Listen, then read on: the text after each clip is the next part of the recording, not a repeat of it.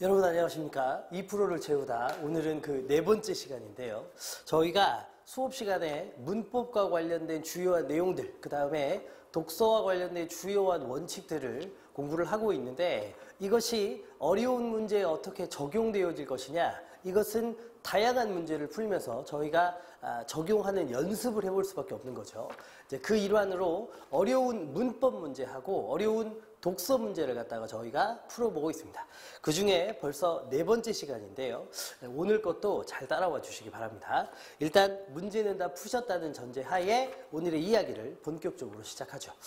일단은 이 페이지를 보시면 문법 문제가 시작되는데 여러분 잘 알다시피 저희가 일단은 한정된 시간 안에 문제를 풀어야 되는 거니까 자기가 1번이나 2번처럼 보기 박스, 이 제시문이 길게 주어지고 두 문제를 푸는 문제를 먼저 풀 것인지, 아니면 뒤쪽에 짧고 빠르게 풀 수 있는 3, 4, 5번 같은 문제를 먼저 풀 것인지 자기가 생각을 해줘야 돼. 알겠지? 그래서 만약에 1번이나 2번처럼 보기 박스가 긴 제시문을 풀기에 아직은 자기 내공이 약하다고 생각하면 당장 있을 4월 시험 내지는 6월 시험까지도 3, 4, 5번을 먼저 풀고 1, 2번처럼 엮여있는 문제는 나중에 풀 생각도 해주셔야 됩니다. 물론 차근차근 실력을 쌓아가야 되겠습니다만 일단은 시간을 재고 문제를 푸실 때 3, 4, 5번을 먼저 푸는 걸 한번 좀 생각해 봐 주실 것. 알겠죠?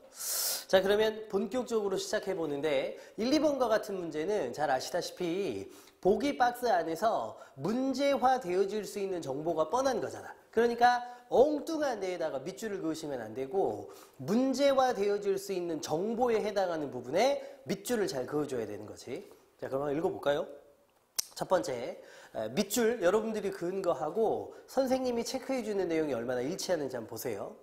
문장은 주어가 동작이나 행위를 직접 하느냐 아니면 다른 사람이나 대상에게 하도록 하느냐에 따라서 주동문하고 사동문으로 나뉜다. 느낌이 공부를 많이 해본 학생들은 벌써 오실 텐데 주동문과 사동문으로 나뉠 때 당연히 우리의 시선을 끄는 것은 사동이지, 사동. 그치? 그 다음 볼게요. 국어의 사동문은 사동의 의미를 나타내는 서술어의 실현 양상에 따라 가지고 파생적 사동문도 있고 통사적 사동문도 있습니다. 자, 그러면 일단 정보를 조금만 정리해보고 갈까? 뭐라고 돼 있냐면 사동문이 아무리 생각해도 핵심이 될 것 같은데 요게 크게 또다시 두 가지로 쪼개지는 거죠. 그래서 첫 번째는 파생적 사동문이고 또 하나는 통사적 사동문입니다. 특별히 여러분 저희가 요번 주에 요 내용을 정리하고 있기 때문에 기억에 훨씬 많이 남으실 거라고 생각하는데 파생적 사동문, 파생어라는 말은 뭐가 붙을 때 파생어지? 접사가 붙을 때, 접두사가 됐든 접미사가 됐든 접사가 붙을 때가 파생어잖아. 그러니까 파생적 사동문이라는 것은 당연히 파생어로 만들어주는 접사, 그 중에서도 접미사가 붙는 애들이니까 파생적 사동문이고, 사동의 경우는 피동은 이희리기, 사동은 이희리기 우구추 이렇게 해서 7가지가 있었던 거 여러분 기억나십니까? 그걸 만약에 기억하고 있다면 이 부분에 대한 정보를 정리하는데 아주 큰 도움이 되겠죠. 그리고 이희리기 우구추 뭐 혹은 시키다까지 그런 전미사들 말고 나머지 뭐뭐 개하다 이게 통사적 사동이 들어갔어요. 그치? 자, 같이 봅시다. 자, 파생적 사동문은 여기 이야기하는 거죠. 사동사가 서술어로 쓰이는 사동문을 말하는데 사동사는 주동문 서술어 어간에 사동 전미사인 이희리기 우구추가 붙어서 만들어준다. 아니나 다를까 나왔죠. 이, 히, 리, 기, 우, 구, 추 이렇게 7개가 파생적 사동문을 만들 때 쓰일 수 있는 거지. 자, 그 다음 보시면 담이 높다. 주어 서술어. 이 주동문을 사동문으로 바꿀 때 보니까 사람들이 여러분 요거 괄호로 묶어버리시죠. 제가 수업 시간에 했던 내용을 가만히 떠올려 보시면 주동을 사동으로 바꿀 때 나오는 가장 중요한 특징 중에 하나는 없던 주어를 만들어줘야 되는 거잖아. 그러니까 사람들이라는 새로운 주어가 생긴 거죠. 담을 높인다. 여러분 높인다에서 가운데 있는 이에다가 동그라미. 그러니까 높다가 이자가 들어가가지고 높인다 이렇게 되면 파생적 사동으로 바뀌는 거죠. 그 아래도 보세요. 아이가, 여러분 기출문 좀만 이해해. 거의 다 나왔어요. 아이가 밥을 먹는다. 이걸 사동으로 바꾸는데 어머니가 그러죠. 여러분 괄호로 묶으셔야 되죠.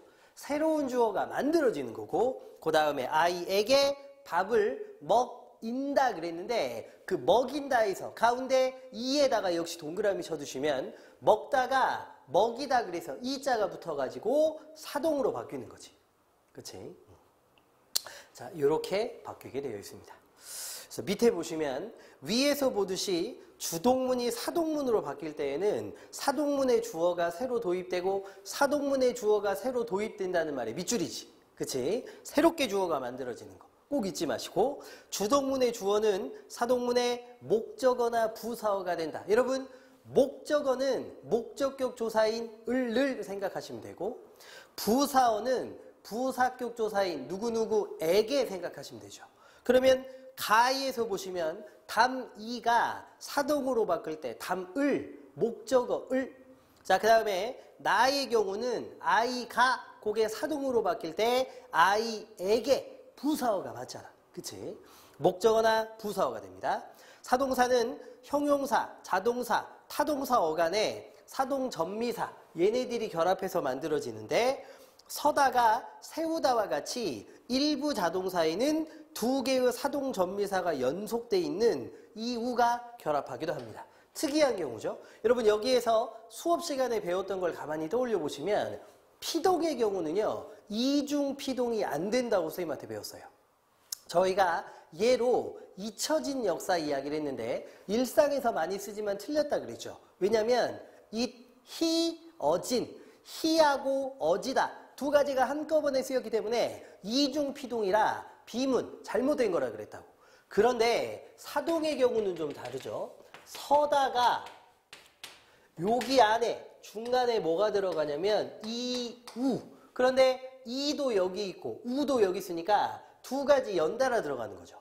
서, 이, 우다 그래가지고 세우다가 됐는데 이 세자가 만들어지는 건 서하고 이가 붙으니까 세자겠지. 이렇게 세우다. 요렇게 만들어지는 것이 문제가 안 되는 거예요. 그러니까 이중 사동은 괜찮은 거지. 그렇죠? 자, 이렇게도 됩니다. 그래서 사동사가 되기도 합니다. 한편 뭐뭐 하다로 끝나는 주동사를 사동사로 만들 때에는 하다 대신에 시키다를 쓴다고 되어 있죠. 그러니까 이희리기 우구추 말고 하나 더 뭐도 있냐면 시키다. 이것도 가능한데 그래서 보시면 예를 들어 타동사 연습하다의 경우 하다 대신에 시키다가 결합하면 연습시키다라는 사동사가 돼요. 그런데 하다로 끝나는 모든 타동사에 시키다를 사용해 가지고 사동사로 만들 수 있는 건 아니랍니다. 예를 들어 교육하다 대신에 시키다를 결합해 가지고 교육시키다를 만들면 교육하다하고 동일한 의미를 갖게 된대요. 교육하다, 교육시키다, 결국 어떤 아이들을 가르친다는 의미로 보면 같은 뜻이 된다는 거지. 이런 경우는 과잉사동으로 해석할 수 있기 때문에 굳이 사동사를 쓸 필요 없이 하다로 끝나는 일반 타동사를 쓰는 게 바람직하답니다. 기억이 과잉사동인데 기억이 바로 볼까요? 문제로 어떻게 만들어지는지. 근데 이제 오른쪽 페이지 3페이지의 2번을 봤더니 밑줄 친 부분이 기억에 해당하는 예로 적절한 거. 그러니까 과잉사동, 하다나 시키다나 똑같은 경우를 묻는 거예요. 사실은 이런 문제가 되게 어렵죠. 그래서 이런 것 같기도 하고 저런 것 같기도 해서 대단히 어려울 거라고 생각하는데 명확한 기준은 없고 이것은 평소에 본인이 단어에 대해서 얼마나 많이 알고 있느냐의 문제가 되겠습니다. 그래서 이게 정답이 1번인데 구속하다나 구속시키다나 범인이 잡혀 들어가는 건 똑같거든요. 그러니까 1번이 과잉사동에 해당하고 나머지는 약간의 의미 차이들이 있는데요. 그것을 선생님이 여기서 화면을 통해 설명하면 다소 억지스럽게 느껴질 수도 있고 지루하게 시간이 좀 갈 수도 있으니까 이 부분은 과감히 선생님 생략하겠습니다. 만약에 자기가 느꼈을 때 이해가 잘 안 되는 부분이 있다면 그것은 선생님에게 가져와 가지고 질문하시면 제가 설명해 드린 걸로. 그렇잖아요. 뭐 3번 같은 거 청소를 내가 하는 거하고 누군가에게 청소를 시키는 것은 다른 얘기죠. 그 다음에 4번의 경우도 내가 연습을 하는 거하고 누군가에게 연습을 시키는 건 다른 거잖아. 뭐 이런 식으로 한번 좀 생각해 보시고, 그래도 어감의 차이가 잘 안 느껴지실 때는 선생님한테 와서 질문해 주시기 바랍니다. 알겠지? 자, 어쨌든 여러분 과잉사동의 문제를 기억 부분에서 바로 넘어가서 한번 해결해 봤습니다. 다음 거 하러 와볼게요. 통사적 사동문은, 자, 드디어 기다리던 통사적 사동문 나왔습니다. 요 흐름을 놓치면 안 돼요. 통사적 사동문은 주동문의 용언 어간에 보조적 연결음이 개와 보조용언 하다가 결합해가지고 개하다를 사용한 사동문을 말한다. 요 녀석은요, 뭐뭐 개 하다를 붙여가지고 만들어지는 녀석입니다. 그 다음 볼게요. 사동전미사가 결합할 수 없는 서술어는 통사적 사동문의 형식을 통해 사동의 의미를 표현한다. 그러니까 위에 있는 경우가 안 되는 애들이 있거든요. 그 밑에 요걸로 쓴다는 거죠. 파생적 사동문, 여기네. 대개 직접 사동의 의미를 나타내고, 내용이 추가되네요. 얘는 직접 사동의 의미를 나타내고, 통사적 사동문은 보통 간접 사동의 의미를 나타낸다. 얘는 간접 사동이래요. 뭔 말인지 봅시다. 직접 사동은 요게에 대한 설명이죠. 사동주가 피사동주 동작에 직접 참여해가지고, 직접이라는 말이 네모, 사동 행위를 실현하는 것을 말하는 겁니다. 그러니까 여기는 직접 하는 거죠. 그 다음에 간접 사동, 여기 있죠? 사동주가 피사동주에게 어떤 행위를 하도록 시키기만 할 뿐, 시키기만 해다가 네모, 그 행위에 직접 참여하지 않는 사동을 말한다. 여러분 특별히 직접 사동, 간접 사동은 저희 수특 문제집에서도 풀었는데 기억나실런지 모르겠습니다. 그러면서 예를 들어 엄마가 아이에게 밥을 먹인다는 건 직접 사동을 나타내고, 그러니까 엄마가 직접 떠갖고 먹이는 거지. 그런데 엄마가 아이에게 밥을 먹게 한다는 것은 간접 사동. 그러니까 좀 먹으라고 이렇게 엄마가 얘기를 해가지고 애기가 직접 먹는 거죠. 엄마는 시키기만 하는 거고 간접 사동입니다. 그러나 영수가 나를 웃겼다, 웃게 했다와 같은 파생적 사동문과 통사적 사동문이 모두 간접 사동의 의미를 나타낼 때도 있습니다. 여기까지 이렇게 소개되어 있습니다. 자, 그래놓고 여러분 1번 문제를 볼 건데요. 윗글을 바탕으로 보기에 A부터 E를 탐구한 것으로 적절하지 않은 것. 1번 A를 봤더니 형은 뜨거운 물을 식혔다 이렇게 되어 있는데, 이 문장에 대응하는 주동문의 주어가 목적으로 나타난 사동문이다. 그러면 위에 있는 사동문을, A가 사동문이니까 주동문으로 바꿔야 되는데, 뜨거운 물을 에다가 밑줄 그어보시고 을자가 붙었으니까 그게 목적어잖아. 그러니까 그게 원래 주동문일 때는 뭐였다는 거야? 주어였다는 거죠. 그 녀석이 원래 주어였는데 목적으로 바뀐 사동문이 맞느냐? 그러면 바꾸어 보시면 되죠. 일단 A 문장에서 형은 이라는 주어는 사동문으로 바꿀 때는 새로운 주어가 무조건 들어간다 그랬으니까 괄호로 묶어버리시면 되죠. 원래는 없는 애고, 뜨거운 물을 목적어가 원래는 주어였다고 하니까 뜨거운 물이 이렇게 바꿔주면 되죠. 그 다음에 식혔다는 식히었다. 히자가 들어간 사동사니까 히자를 빼고 식었다 바꿔보시면 되죠. 그러면 요거를 주동문으로 다시 바꾸어 보면 형은은 빠지고 뜨거운 물이 식었다 이렇게 되는 거예요. 말 되죠? 뜨거운 물이 식었다. 그러고 놓고 보니까 뜨거운 물이라는 주어가 뜨거운 물이라는 목적으로 바뀐 게 맞잖아요. 그래서 1번은 맞는 말이 됩니다. 알겠지? 차근차근 해보는 거야. 2번 보겠습니다. B. 인부들이 이삿짐을 옮겼다. B는 사동문이지만 대응하는 주동문을 상정하기 어렵다. 저희가 한번 볼까요? 인부들이 그랬죠. 그러면 앞에 있던 거하고 똑같이 이 주어는 빠지는 거고, 이삿짐을 목적어인데요. 요게 주동문으로 바꿀 때는 주어가 돼야 되니까 이삿짐이 이렇게 바뀌는 거잖아. 이거 옮겼다인데요. 이거 어떻게 바꿔야 됩니까? 이삿짐이 어떻게 된 거야? 안 되죠, 여러분. 안 되는 거야, 안 되는 거야. 그래서 이거는 이삿짐이가 주어가 되면 될 수가 없는 문장이에요. 그러니까 이거는 주동문으로 바꾸기가 어려운 문장이 맞습니다. 알겠죠? 2번 맞고 혹시 이 부분이 왠지 될 것 같은 학생들 선생님한테 와서 질문해 주세요. 안 됩니다. 이거 안 돼요. 어떻게 옮기다를 바꿔도 안 돼요. 알겠지? 세 번째, 나는 동생에게 우유를 마시게 했다. 파생적 사동문을 만드는 게 불가능해가지고 통사적 사동문으로 만들었느냐. 일단 통사적 사동문은 개하다인데 마시게 했다 그랬으니까 개하다가 들어간 게 맞죠. 그런데 이게 파생적 사동문을 만들기 불가능해서냐. 그러면 마시게 했다의 기본형을 생각해 보면 되는데 그게 마시다잖아. 마시다. 그러면 파생적으로 뭐 집어넣어서 되는지 한번 해보시면 되죠. 마시다, 시키다, 이거는 하다일 때 들어간다 그랬으니까 안 맞고, 마시이다, 마시히다, 마시리다, 마시기다 다 이상하죠. 그래서 파생으로 못 바꾸니까 통사로 바꾸었다는 말 맞아요. 이것도 괜찮습니다.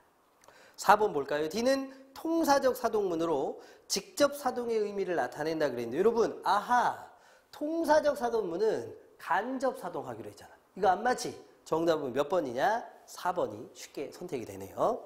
5번 자동사에 두 개의 사동 전미사가 결합했느냐? 그게 재웠다가 마지막에 나왔는데 요것도 이거하고 경우가 똑같은 거거든. 이쪽에다가 써보면 자단데 중간에 이 우를 집어넣으면 이 우. 그러면 자하고 이하고 요렇게 붙어가지고 얘가 뭐가 될 거냐면 재가 될 거니까 재우다 이렇게 만들어지는 게 맞거든요. 재우다가 만들어지는 게 맞거든. 그러니까 5번은 맞는 말이 되죠. 이것도 한번 잘 생각해 보세요. 어쨌든 정답은 4번이 되겠습니다. 어렵지 않지? 오케이, 좋습니다. 자, 그 다음에 3번 문제로 이어서 가보도록 하겠습니다.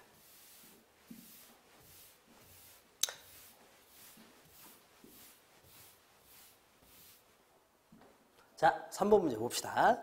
보기에 기역, 니은에 해당하는 예로 적절하지 않은 것. 근데 여러분, 선생님 개인적으로는 여기는 설명을 조금 짧게 갈랍니다. 왜냐? 저는 제가 가르치는 제자들에게 통사, 비통사에 대해서 정말 여러 번 강조했다고 생각하고 우리 제자들 안 틀렸을 거라고 생각합니다. 맞지? 자, 어쨌든 여러분, 요거 복습 한번 해볼까? 비통사적 합성어가 나오면 선생님이 4가지 예를 머릿속에 기억해두고 반드시 그걸로 따져보라 그랬습니다. 자, 한번 해볼까요? 저희가 무슨 이야기를 했냐면 비통사적 합성어는 4가지 경우 중에 하나니까 이 4가지 예를 머릿속에 기억해뒀다가 이것 관련된 문제 나오면 절대 틀리지 말자고 여러 번 약속했어요. 첫 번째는 뭘 기억하라 그랬냐면 뛰놀다. 요게 원래는 뛰놀다가 아니라 뭐야? 뛰어놀다죠. 그런데 중간에 연결하는 연결어민 어를 생략해버린 거잖아. 맞지? 그래서 뛰다라는 용언의 어 간 부분. 그러니까 뛰다하고 놀다가 결합하는데 중간에 연결어미를 생략해버린 경우 이것이 첫 번째 비통사인데요. 아주 중요한 것은 이 앞부분이 간 부분이 와야 된다는 거. 두 번째도 마찬가지죠. 두 번째 기억하시라고 여러분들한테 말씀드렸던 건 덮밥인데요. 덮밥도 여기 원래는 덮은 밥이거든요. 불고기 덮밥 그러면 불고기를 덮은 밥 이렇게. 그래서 요 은자가 중간에 빠진 겁니다. 그래서 덮다하고 밥이 연결될 때 중간에 연결음이 은이 빠질 때. 근데 이번에도 핵심은 이 앞부분에 뭐가 올 때였냐? 간 부분이. 그치? 그래서 핵심은 앞에 용언의 간에 해당하는 부분에 뒤에 연결음이 없이 놀다나 밥 같은 용언이나 체언이 바로 붙을 때가 문제다 그랬어요. 왜냐면 이걸 강조하는 이유가 학생들이 많이 헷갈리는 것 중에 선생님 힘세다 있지 않습니까? 있지? 그러면 요것도 힘이 세다 아닙니까 원래? 맞아. 그러면 힘과 세다가 합쳐지는데 중간에 이자가 생략된 거 맞죠? 맞아. 그러면 구조가 똑같으니까 요것도 비통사입니까? 아니 요거는 통사야. 통사. 왜요? 왜냐고? 왜냐하면 앞에 있는 힘자가 뭐가 아니니까. 간이 아니니까. 힘은 명사잖아요. 체언 아닙니까? 여러분 어간은 동사, 형용사, 용언에서 활용할 때만 만들어지는 거니까 요거 힘은 어간이 아니거든요. 어간이 아닌 경우에는 이렇게 붙어도 괜찮아요. 그러니까 이것은 통사입니다. 정리 잘 해보세요. 비통사적 합성어는요. 중간에 연결어미가 생략되는 것이 맞습니다. 그리고 여기 어간 부분에 놀다나 밥 같은 다른 용언이나 다른 체언이 바로 붙을 때예요. 핵심은 뭐다? 어간에 붙는 거다. 어간이 아닌 애들일 때는 상관없다. 알았지? 자, 그 다음에 세 번째는 부술비 외우라 그랬죠. 부술은 부슬부슬 비가 내리는 모양을 보여주는 의태어인데요. 의태어나 의성어를 저희가 부사에 해당한다 그랬거든요. 비는 명사입니다. 우리말에서 명사는 관형사가 꾸며야 돼요. 부사는 동사, 형용사 같은 용언을 꾸미는 건데 부사가 명사를 꾸몄으니 안 맞는다. 그래서 비통사다. 마지막으로 네 번째는요.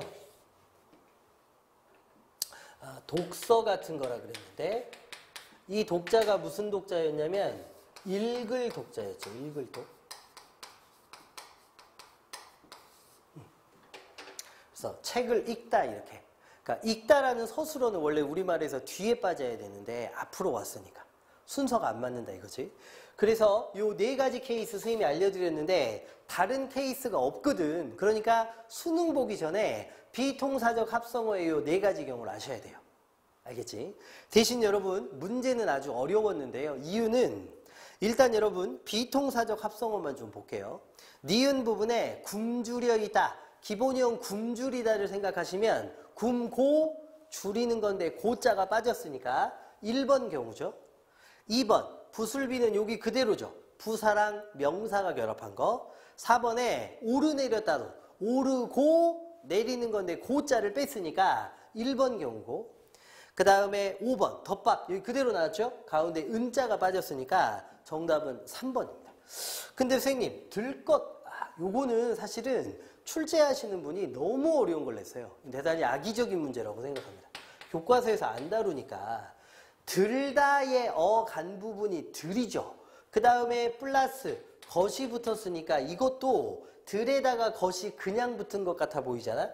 그런데 들은 숨겨진 사실이 있어요. 뭐냐? 들다의 들에다가 둘 사이의 연결 어미로 리을을 붙인 거예요. 근데 들에다가 리을을 붙였는데도 결론은 어쩌냐? 들 똑같이 생긴 거예요. 그러니까 여기 들은 생긴 건 똑같지만 그냥 들이 아니라 연결 어미로 리을이 들어가서 들인 거예요. 이걸 어떻게 합니까? 모르지. 그래서 제가 악의적인 문제라고 말씀을 드린 거예요. 알겠지? 조금 어려웠습니다. 근데 나머지 것들을 지우시고 나면 3번이 이상하다는 거 느끼셨을 거예요. 정답은 3번이고 아주 어려웠습니다. 자, 4번이네요. 보기를 참고할 때 동일한 의문 변동이 일어난 것끼리 바르게 묶인 것. 뭐 의문 변동 이야기가 나왔으니까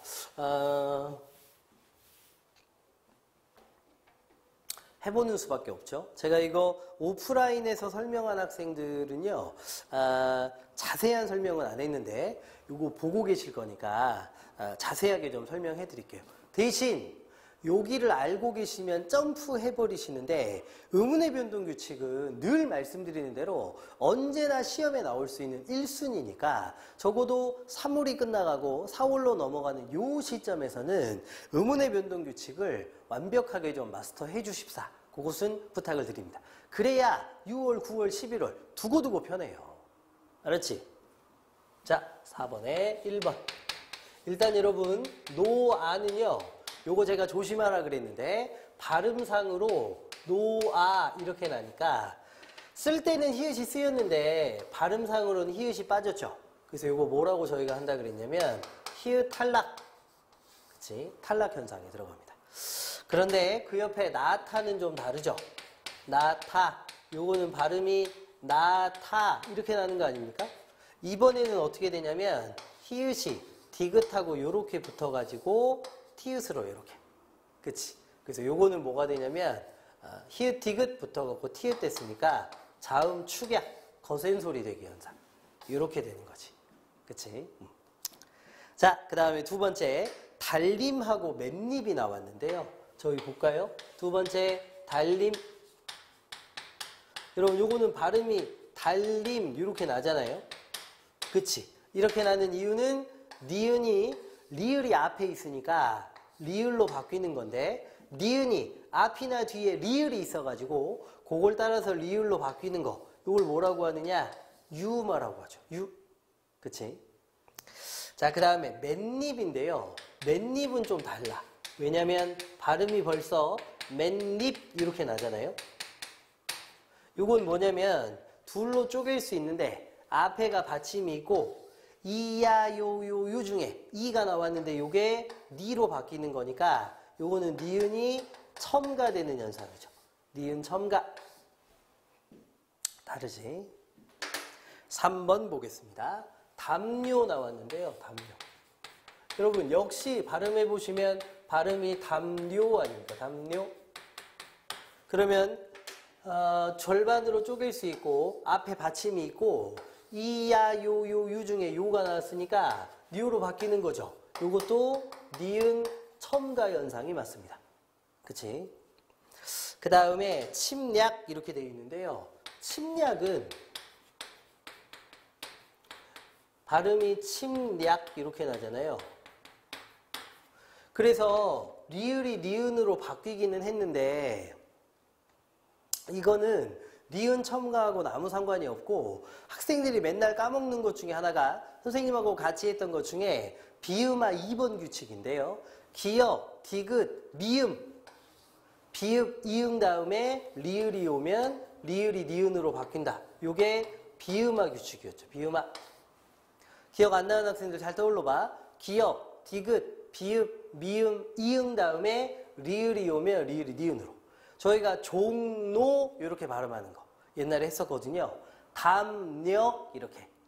미음 다음에 리을은 니은으로. 비음화 2번 규칙 이렇게. 자, 그 다음에 4번 미치, 그 다음에 많지 이렇게 되어 있습니다. 4번도 헷갈릴 수 있는 거긴 한데요. 미치, 요거는 발음이 미치 이렇게 나는데 요거는 디귿이나 티읕 다음에 이가 오면 요게 치읓으로 바뀌는 거죠. 디귿 티읕 다음에 이가 오면 치읓으로 바뀌는 거. 이거는 구개음화입니다. 구개음화. 그치? 그런데 그 아래 많지. 요거는 발음이 많지 이렇게 나잖아요. 그럼 요거는 여기 히읗이 지읒하고 이렇게 붙어가지고 치읓으로 가는 거니까 많지. 요거는 자음 축약 이렇게 가는 거 아닙니까? 그래서 여러분 다 안 맞아요. 안 맞습니다.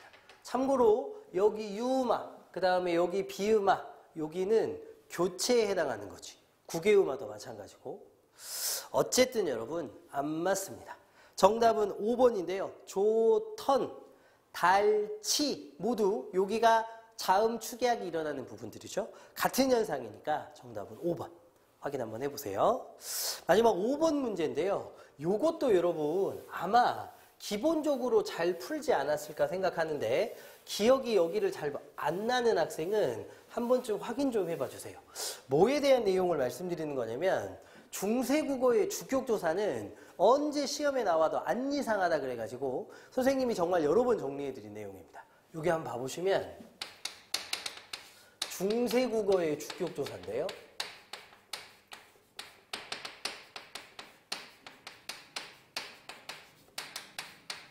중세국어의 주격조사인데 현대국어의 경우는 주격조사가 이, 가 두 가지라 그랬죠. 그런데 중세국어의 경우는 뭐 하나밖에 없었다 그랬느냐? 이 하나밖에 없었다 그랬어요. 이. 그런데 요게 어떤 상황이냐에 따라서 쓰임이 좀 다르다 그랬죠.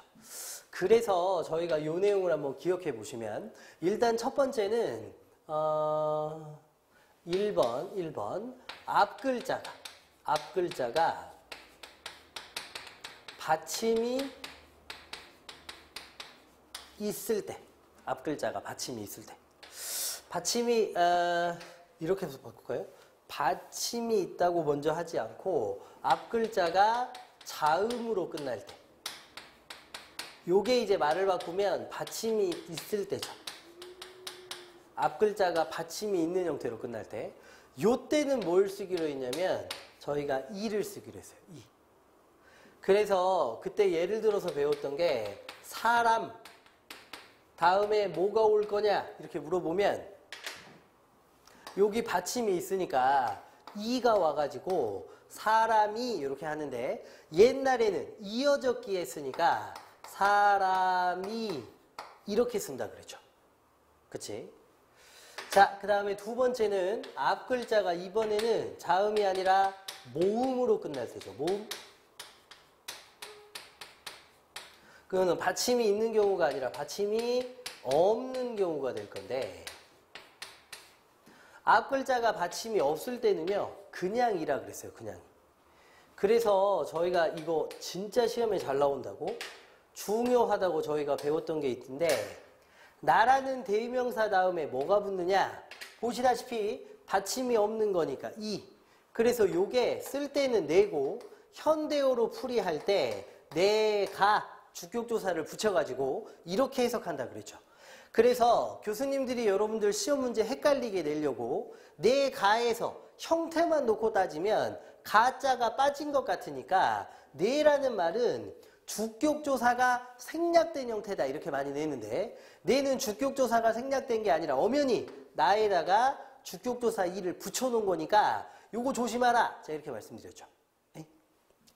자 근데 마지막으로 이게 모음으로 끝나는 경우는 이가 붙는데 이 모음이 이 또는 반모음 이일 때 저 모음이 이 또는 반모음 이일 때는 영형태라 그래가지고 수학 시간에 배우는 공집합 기호랑 똑같은데 요거 생략하는 거라 그랬죠. 그래서 저희가 배웠던 게 불휘 요게 지금 말로 바꾸면 뿔인데 뿔이 보시다시피 요게 반모음 이로 끝나잖아요. 그래서 요 다음에 들어갈 게 뭐냐 생략된 거. 그래서 쓸 때는 불휘라고 쓰고 해석은 주격조사를 붙여가지고 뿔이 가 이렇게 한다 그랬어요. 그래서 여기 주격조사가 어떤 형태로 쓰이는지에 대해서 여러분들이 알고 계셔야 되는데요. 요 원칙을 그대로 적용해가지고 5번 문제 풀어보시면 되죠. 그래서 여러분 5번에 1번 머리가 머리는 여러분 머리 이로 끝나는 거니까 생략되면 되잖아요. 그래서 그대로 머리. 두 번째 집이 그럼 집 그랬으니까 받침이 있는 경우잖아. 이가 붙는데 이어적기 하니까 집이. 마지막으로 벼 그랬는데요. 벼는 모음으로 끝나는 거니까 받침이 없이 끝나는 거니까 이자가 붙어가지고 벼에다가 이자까지 붙는 독특한 형태. 그렇게 따져보시면 답이 몇 번이냐? 4번이 되겠습니다. 됐죠? 그래서 여러분 중세국어의 주격조사는 언제 나와도 어색하지 않다.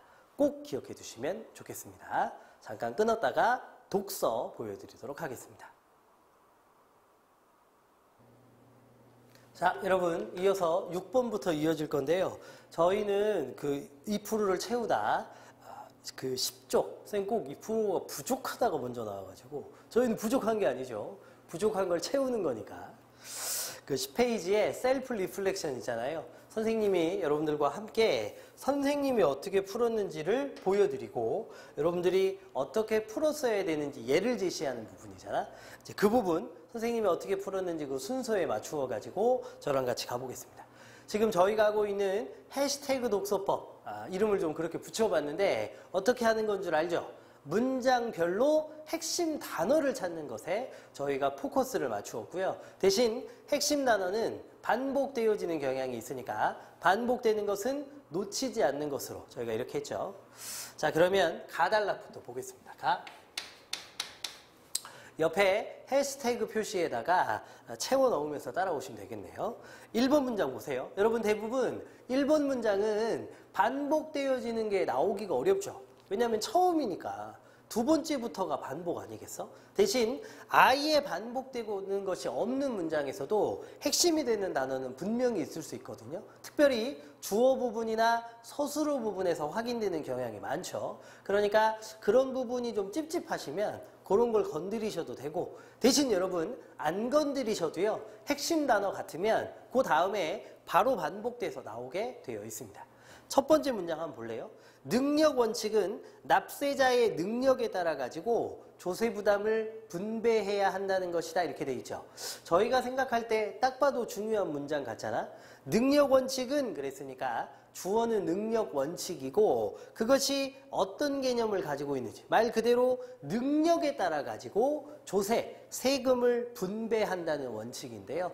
능력 원칙에서 느낌이 오셔서 여기서 찾으셔도 되고, 그런데 사실은 조금만 있어도 능력 원칙이 반복되는 걸 확인할 수 있으실 겁니다. 자, 어쨌든 핵심 단어로 능력 원칙을 하나 찾고 갑시다. 2번 문장, 이는 동서고금을 막론하고 널리 적용되었으며 세종 때에 확립된 전세제도에서도 이것을 확인할 수 있다. 자, 여러분 시간과 관련된 말은 저희가 모두 네모치기로 했잖아요. 그래서 거기 세종 때라는 말이 있어서 이게 시간과 관련된 말이 될 수 있기에 선생님이 네모로 표시해 보았습니다. 자, 세 번째, 능력 원칙을 적용하면 겉봐. 중요한 단어 같으면 무조건 반복된다니까. 이 능력 원칙을 적용하면 조세의 주요 목적인 부의 재분배 효과를 거둘 수 있어서 공평성 실현에 유리하다 그랬죠. 능력 원칙을 활용하면 공평성을 실현할 수 있다. 왠지 공평성이 중요한 단어일 것 같죠? 그리고 중요한 단어는 어김없이 뒤에 반복됩니다. 그 다음 보시면 공평성에는 그랬죠. 이제야 적으셔도 돼요. 알겠지? 공평성에는 똑같은 경제적 능력의 소유자는 동일한 세금을 내야 된다는 수평적 공평성하고, 경제적 능력이 뛰어난 사람일수록 더 많은 세금을 내야 된다는 수직적 공평성이 있다. 자, 공평성이 둘로 쪼개지죠. 수평적 공평성과 수직적 공평성. 그래서 여기까지 아마 여러분 체크 표시 하셨을 거라고 생각하고, 여기가 어찌 보면 오늘의 첫 번째 고수의 포인트인데요. 근데 요건 너무나 많이 해서 아마 당연히 그 생각을 하지 않으셨을까?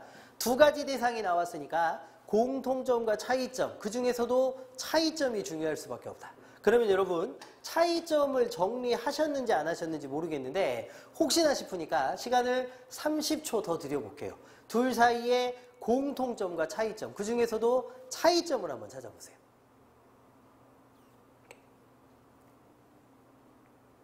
보이십니까? 거기 한 번 더 볼까요? 가의 4번 문장. 공평성에는 똑같은 경제적 능력의 소유자는 동일한 세금을 내야 된다. 능력이 같으면 세금도 같다. 그 다음에 그 아래 경제적 능력이 뛰어난 사람이면, 능력이 훨씬 출중하면 더 많은 세금을 내야 된다. 세금도 더 많이 내야 된다. 저는 이렇게 정리 한번 해봤거든요. 어때? 그러니까 둘의 차이점을 알고 가야 돼. 자, 그럼 여러분 요 단어만 쭉 꿰어보시면 이게 이 단락의 핵심을 요약한 거예요. 능력 원칙이라는 게 있답니다. 세종 때에도 있었대요. 이것은 공평성을 실현하기 위한 것인데, 공평성에는 수평적 공평성과 수직적 공평성이 있답니다. 그쵸? 물론 여러분 아직은 이것을 꿰는데 좀 어려움을 느낄 수도 있지요. 그런데 이 핵심 단어들을 찾고 가느냐 혹은 그냥 가느냐는 하늘과 땅 차이예요. 그러니까 반드시 핵심 단어를 찾아주셔야 된다.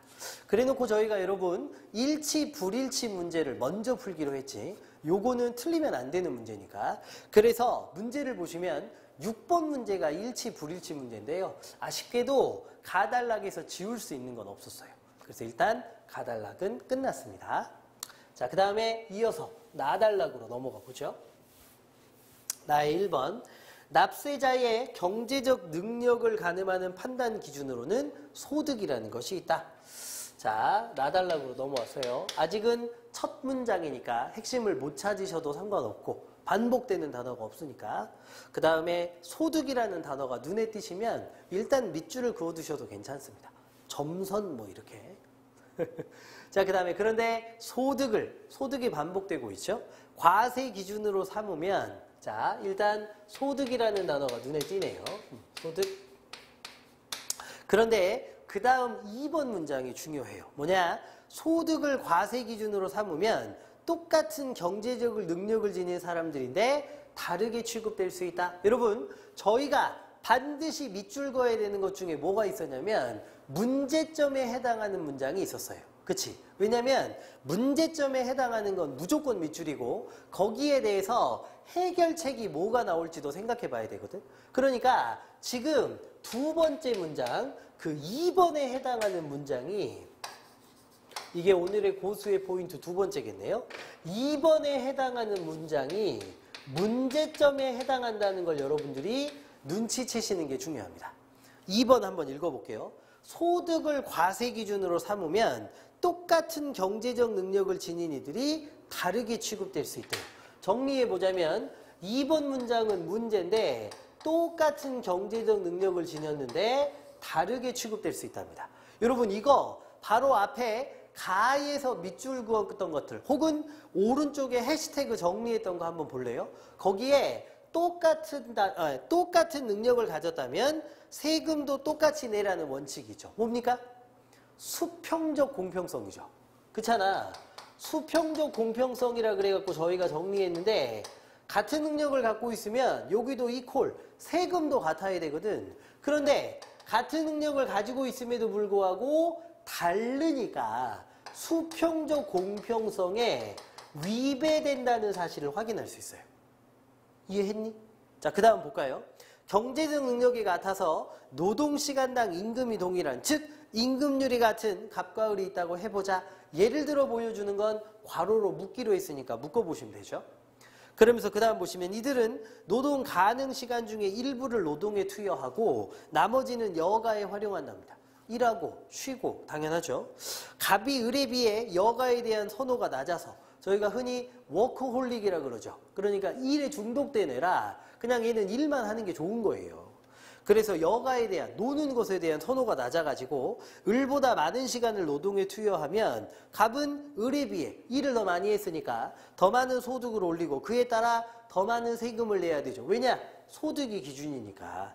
단지 여가에 대한 선호 차이만으로 갑이 더 많은 세금을 내는 것은 수평적 공평성에 위배된다. 저희가 찾은 그대로죠. 똑같은 능력인데 세금을 다르게 내니까 같은 능력이면 같은 세금을 요구해야 된다는 수평적 공평성에 위배됩니다. 그러나 여가 선호에서 비롯된 소득 차이를 파악하는 것은 현실적으로 불가능하기 때문에 현실의 소득세는 이 문제를 고려하지 못하고 있다. 그런데 현실의 문제는 이 문제를 고려하지 못하고 있다. 즉 소득을 기준으로 하기 때문에 수평적 공평성에 위배되는 문제가 있다는 이 말이 한 번 더 반복된 것뿐이죠. 이 말이 한 번, 두 번 연속으로 나온 것뿐입니다. 어쨌든 여러분 두 번째 단락을 정리하자면 이렇게 되는데요. 과세 기준으로 소득을 기준으로 하면 수평적 공평성에 문제가 생긴다. 여기까지 파악하시면 되는 거예요. 알았지? 혹시 이렇게 꿰어지지 않더라도 이걸 찾고 가는 건 중요하다. 특히 문제가 되는 부분 놓치지 말라. 자, 그래놓고 여러분 6번 문제 다시 지울 수 있는 거 있는지 보러 왔더니 지울 수 있는 게 있어요. 고맙게도. 1번 볼까요? 임금률이 동일한 두 사람. 여러분 아까 갑과 을이라는 두 사람의 임금률이 같다고 나의 3번 문장에 나와 있었죠. 그런데 소득이 다를 수 있다. 갑은 더 많이 일하니까 소득이 더 많았잖아요. 여가에 대한 선호도가 낮아가지고 1번은 가능. 그 다음에 하나 더 지울 수 있는 게 있죠. 4번. 노동보다 여가를 더 선호한다는 이유만으로, 그러니까 일하기 싫어한다는 이유만으로 세금을 적게 내고 있는 상황. 위 상황은 공평성, 특별히 수평적 공평성에 위배되는 거다. 이렇게 저희가 정리했죠. 이 말도 맞습니다. 그래서 1번과 4번이 지워지는 거예요. 오케이? 오케이. 좋습니다. 그러면 2, 3, 5 3개 남았습니다. 자, 그 다음에 다단락으로 가볼게요. 다를 봤더니 부의 재분배 효과는 수직적 공평성을 통해 달성된다. 자, 여러분 요 앞에서 수평적 공평성을 다루더니 이번에는 수직적 공평성을 다루는 모양입니다. 일단은 수직적 공평성이라는 말이 반복되고 있으니까 수직적 공평성에 해시태그 표시 하나 해드리고, 그 다음에 수직적 공평성은 반복되는 거죠. 흔히 소득이 많을수록 더 높은 세율을 적용하는 누진세율 구조를 정당화하지만 모두에게 같은 세율을 적용하는 비례세율 구조나 소득이 적을수록 높은 세율을 적용하는 역진세율 구조에서도 실현될 수 있다. 여러분 거기는 왜 세 개가 밑줄이 그어져 있는 거냐면 세율 구조라는 말이 반복되고 있잖아요. 그러니까 수직적 공평성의 경우는 두 번째 해시태그 누진세율 구조에서도 맞는 말이고 이게 비례세율 구조나 역진세율 구조 이 세 가지 세율 구조에서는 요것이 정당하게 이렇게 된답니다. 이해되죠? 그러니까 세율 구조가 반복돼서 그랬어요. 자, 그래놓고 예컨대 역시 예니까 괄호로 묶었습니다. 300만 원 소득에 10% 세율 그러면 요거는 30만 원이겠네요. 그 다음에 100만 원 소득에 20% 세율 요거는 20만 원이죠. 이래도 고소득자에게 부과되는 세금이 10만 원이 더 많다. 30에서 20 빼면 10이죠. 사실관계 확인하시면 되고 괄호 닫았고 얘가 끝났으니까 그럼에도 누진세율을 정당화하는 이유로 여러분 누진세 요거 반복되는 거죠. 누진세를 정당화하는 이유로 세 번째 뭐가 나왔느냐 화폐 한계 효용 체감의 법칙이 있다. 화폐 한계 효용 체감의 법칙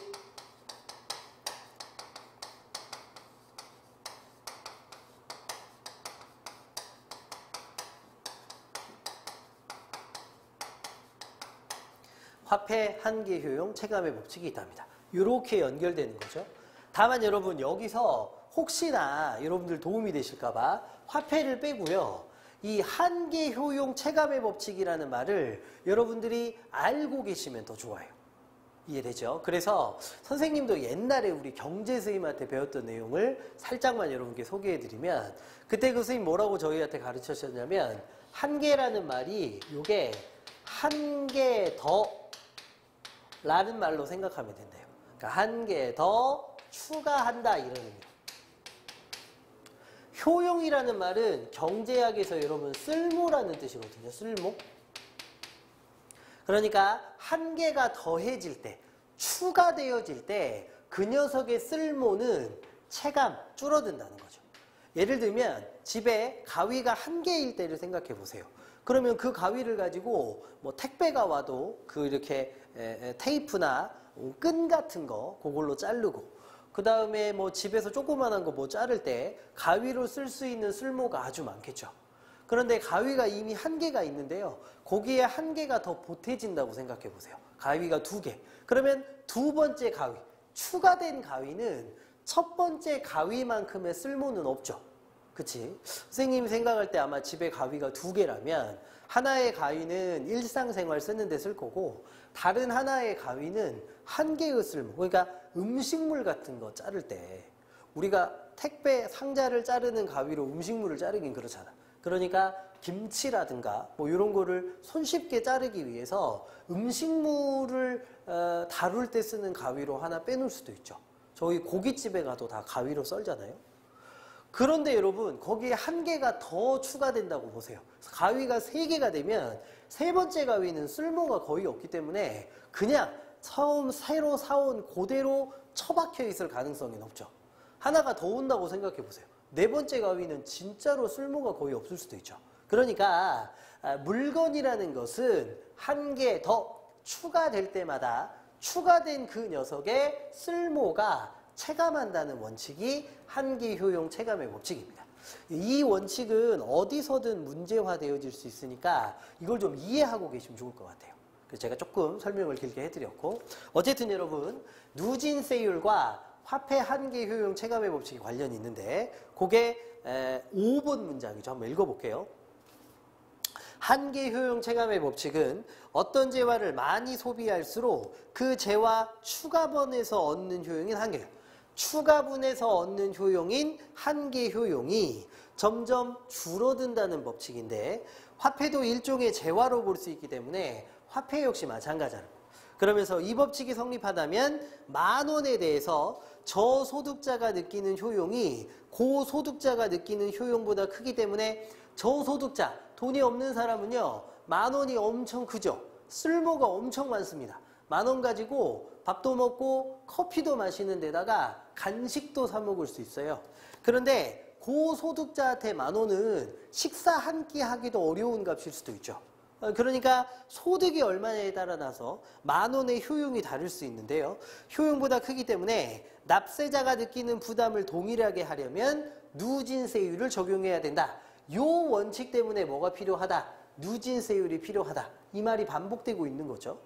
그러면서 다만 누진세율을 과도하게 적용하면 납세 전에 상대적 고소득자가 납세 후에는 세금을 너무 많이 내니까 상대적으로 저소득자가 되는 소득 역전이 발생해가지고 공평성을 저해할 수도 있다. 여러분, 거기에서는 소득 역전이라는 말에 표시하셔야 되는데요.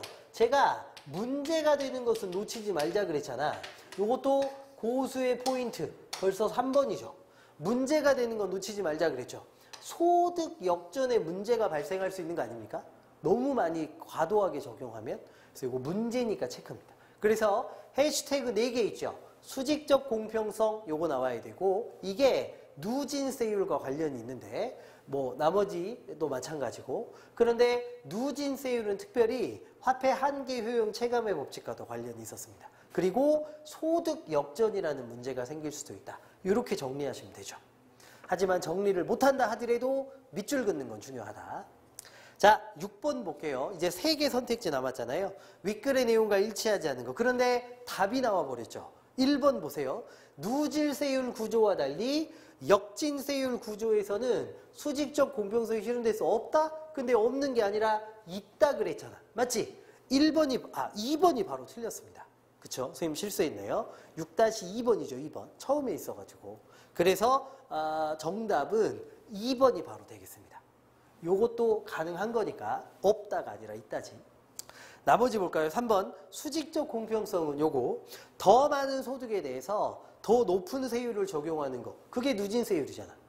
요것을 정당화해준다. 요렇게 연결되는 거 맞죠? 맞습니다. 정답은 2번.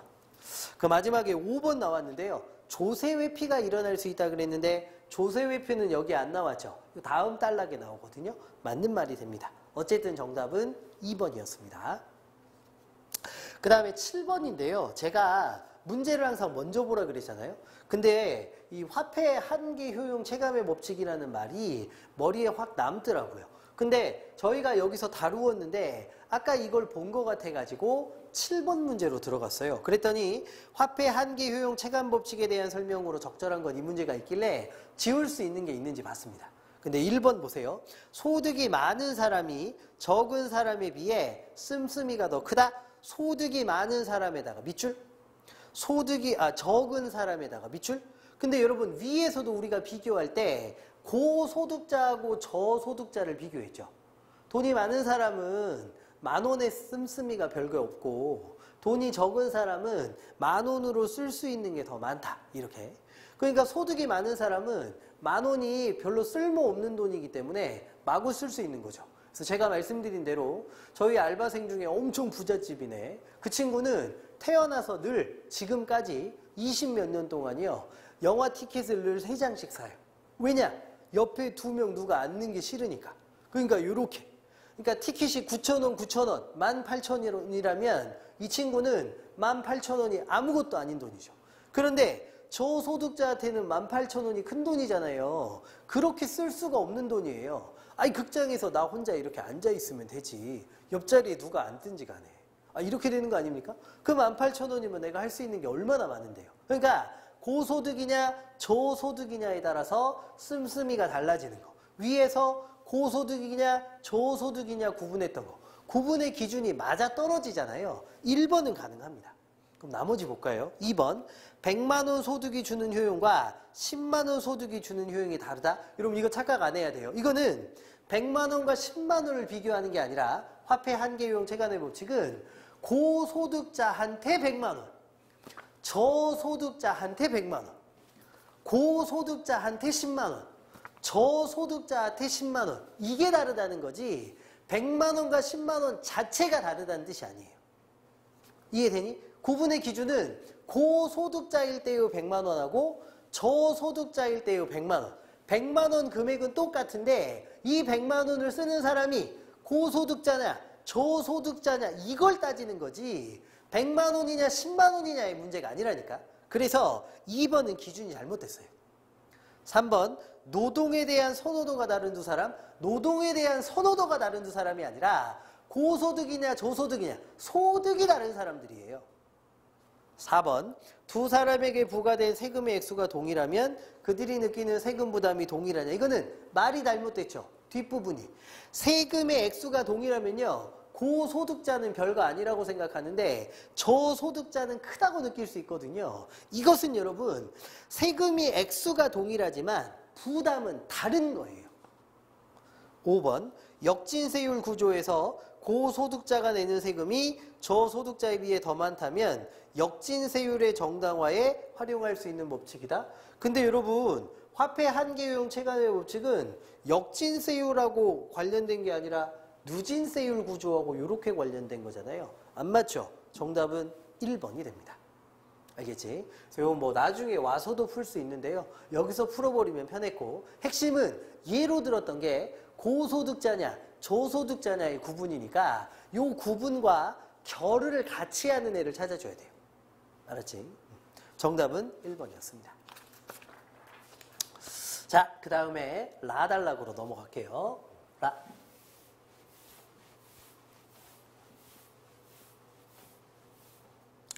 자, 그 다음에 라달락으로 넘어가는데요. 라. 조세제도가 불공평하다고 느끼는 사람이 많으면 세금 납부를 거부하는 조세회피를 이야기하기 때문에 드디어 기다리던 저희가 조세회피 나왔죠. 자, 해시태그 표시하시고 조세회피. 자, 그런데 여기서도 여러분 센스를 발휘하실 게 번호 붙여드릴까요? 고수의 포인트 4번. 조세회피가 또다시 뭐가 됩니까? 문제점이 되죠. 문제점. 그러면 여기에 대해서 이제 뭐가 나올 타이밍이다? 해결책이 나올 타이밍이다. 그렇죠? 물론 앞에는 문제점만 제시되고 끝나긴 했는데 여기는 나올 수 있겠지. 근데 조세회피를 야기하기 때문에 이것을 해결하려면 뭘 실현해야 된다? 공평성을 실현해야 된다. 해결책이라고 저희가 뭐 구체적인 해결책은 아닙니다만 어쨌든 조세회피를 막으려면 공평성이 실현돼야 된다. 문제 해결책 구조로 찾을 수 있죠. 요거 안 놓치셔야 되는 내용입니다. 그 다음 세종 때 만들어진 전세제도. 세종 때 또 나왔죠. 네모. 그치? 전세제도인 공법도 공평성의 실현을 매우 중시했다. 공평성의 실현이 반복되고 있죠. 이거 하려고 한 게 뭐다? 공법이라는 제도예요. 공법. 알겠지? 자, 그 다음 세 번째. 공법은 또 반복되네. 전답의 수확량. 전답은 논과 밭이니까 논과 밭의 수확량을 기준으로 과세하는 조세제도인데 전답 수확량이라는 곳이 그러면 반복되는 거 있죠. 전답의 수확량.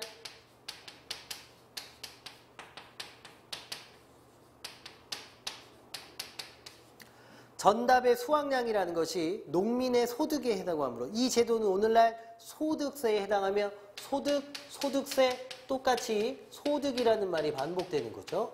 소득에 대한 소득세에 해당하며 능력 원칙이 적용된 것이다. 저희 앞부분에 능력 원칙 시작할 때 나왔던 말이니까 밑줄 그어놨고 그러면 핵심 단어는 이렇게 네 가지로 정리하실 수 있죠. 반복되는 애들. 자, 조세회피라는 문제가 생길 수 있다. 해결책으로 공평성을 실현해야 되는데 이거 하려고 저희가 네모 쳤잖아요. 세종 때 이루어졌던 제도가 뭐였느냐? 그게 공법이라는 제도였다. 공법은 전답의 수확량을 기준으로 하는데 이게 소득이니까 오늘날의 소득세와 같다. 이렇게 정리하시면 되죠. 꿰어지지 않더라도 밑줄은 그으셨어야 된다. 혹은 반복되는 단어를 놓치지 않으려고 N은 써보셨어야 된다. 자, 그러면 이제 저희가 이 공법 여기에 네모 표시되어 있고 공법에 대한 문제가 나와 있어서 9번 문제를 여기서 풀고 가겠습니다. 윗글의 공법에 대한 설명으로 적절하지 않은 것. 1번 농민들의 소득을 과세 기준으로 삼았다. 여러분 전답의 수확량이 소득에 해당하는 소득세 맞잖아요. 그래서 1번이 여기서 바로 지워졌어요. 아주 기분 좋은 일이죠. 지워졌습니다. 그러니까 결론적으로 이렇게 된 내용이긴 한데 일치 불일치 여부로 판단할 수 있는 문제가 6번하고 9번 넓게 보면 7번까지였는데요. 요 문제들은 안 틀려야 돼. 왜냐면 일치 불일치만 따져보면 풀 수 있는 문제거든. 국어시험을 잘 볼 수 있는 가장 기본적인 전술이 뭐라 그랬어요? 맞출 수 있는 문제는 무조건 맞춰줘야 되고 남들이 틀릴 수도 있는 어려운 문제에서 한두 개 더 맞으면 내가 이기는 거잖아. 그런데 일치 불일치를 확인하는 문제는 맞출 수 있는 문제에 들어가는 거지. 그러니까 이거 놓치면 안 되는 거지. 그치? 자, 그 다음에 마달락으로 공법은 공편성의 실현을 위해, 공법도 아까 나왔단 말이고 공평성 실현도 나왔단 말이죠. 전분 육등법과 연분 구등법을 근간으로 삼았다. 여러분 벌써 느낌 오십니까? 전분 육등법하고 연분 구등법. 여러분 저는 전분 육등법 하나만 쓰랍니다. 왜요? 전분 육등법과 연분 구등법이 있다 그랬으니까 저희가 이런 걸 워낙만 읽었잖아요. 이 다음의 내용이 어떻게 되겠어요? 그 다음에 바로 이어지는 것 전분 육등법에 대한 설명 하나, 그 다음에 이어지는 것 연분 구등법에 대한 설명 하나. 우리가 주목해야 되는 것 둘 사이의 차이점 끝. 이거 우리 많이 해봤잖아. 그치? 봅시다. 전분 육등법 곧 바로 나오잖아. 수확량을 기준으로 세금 징수 기준 단위인 일결의 토지 면적을 정하는 방식이다. 여러분 개념이기 때문에 느낌이 확 오는 문장이긴 한데요. 뭐가 반복되는지 그 다음 문장을 봅시다. 이에 따르면 전답을 비옥도에 따라서 6등급으로 나누었는데 6등급이 6등급이잖아. 어떻게 6등급으로 나누었는지 거기 나왔는데 뭐에 따라서? 비옥도에 따라 가지고 6등급으로 나누었다. 거기 그렇게 반복되면서 소개되고 있죠. 저희는 요거 기다리면 돼요. 알겠지? 비옥도에 따라 6등급으로 나누는데 이 등급에 따라 1결의 면적은 달랐으나 거기에서 생산되는 수확량과 그에 대한 세율은 같았다. 여러분 거기에다가 선생님이 뾰족한 괄호로 묶어놨는데요. 저희가 반드시 밑줄 그어야 되는 문장 중에 하나가 뭐가 있었느냐. 요게 고수의 포인트 5번째인가요? 5번이 될 것 같은데 관계가 나오면 놓치지 말자 그러잖아. 변수들의 관계가 나오면. 여기도 관계가 나왔으니까 놓치면 안 되죠. 뭐라 그랬느냐? 면적은 다르지만 면적은 같지 않아요. 면적은 다르지만 거기서 생각나는 생산되는 수확량과 세율이 같다. 수확량과 세율은 이퀄 같다. 요렇게 표시해 주셔야 되는 거죠.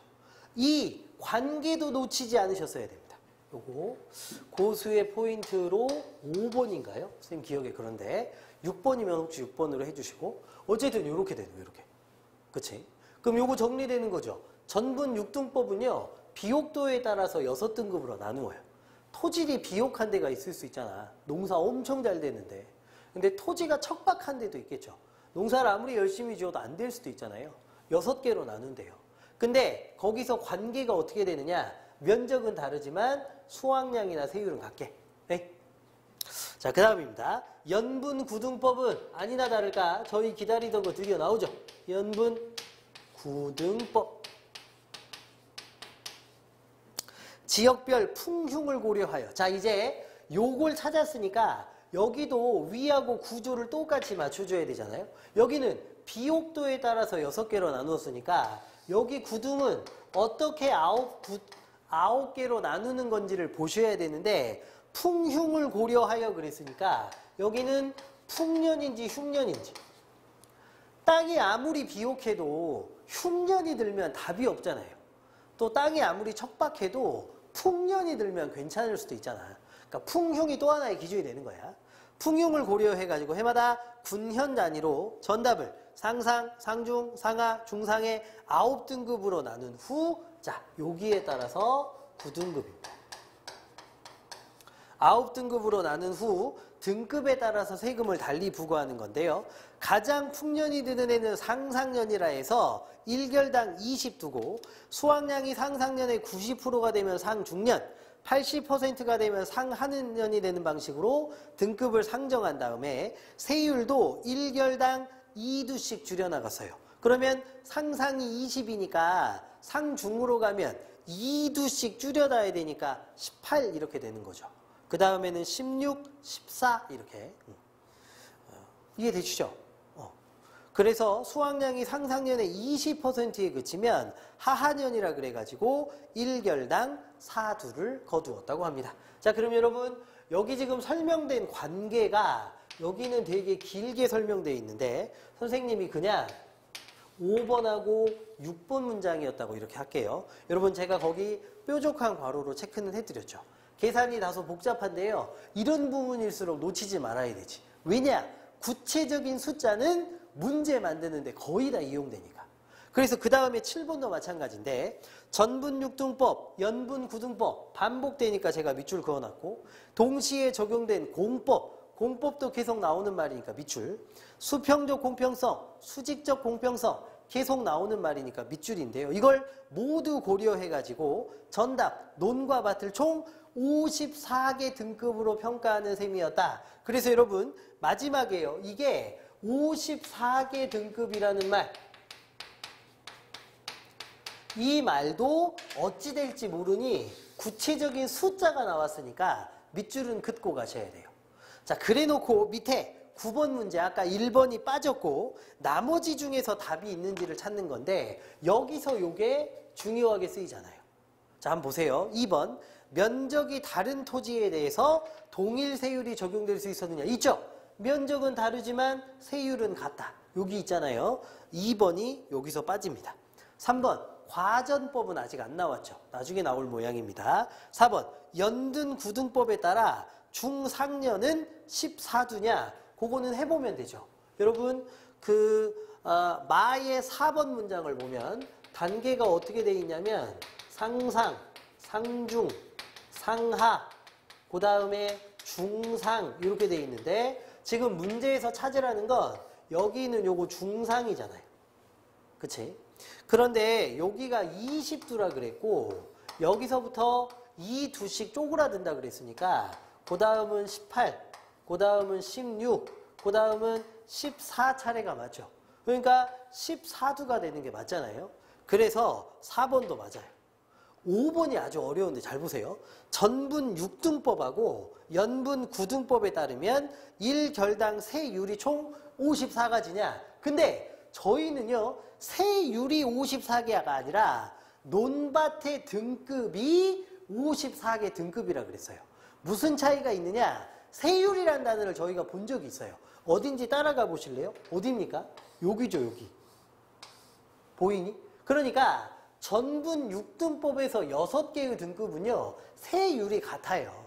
세율이 다른 건 뭐냐? 연분 9등법에 의한 것일 때. 그러니까 69, 54를 곱하면 안 되고 전분 6등법은 세율이 다 같으니까 여기는 생각하지 마시고 세율이 다른 건 여기 있는 9개의 등급일 뿐이에요. 논과 밭을 54개 등급으로 쪼개긴 했는데 세율은 전분 6등법이 무의미하기 때문에 연분 9등법에 의한 9가지 세율밖에 없는 겁니다.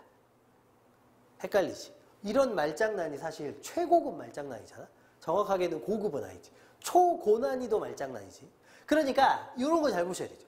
논과 밭의 등급은 54개인데 세율은 전분 6등법이 같다 그랬기 때문에 연분 9등법에 9가지 세율밖에 없는 거예요. 어렵지. 근데 이거 잘해야 된다. 그래서 여러분 5번이 틀린 거였습니다.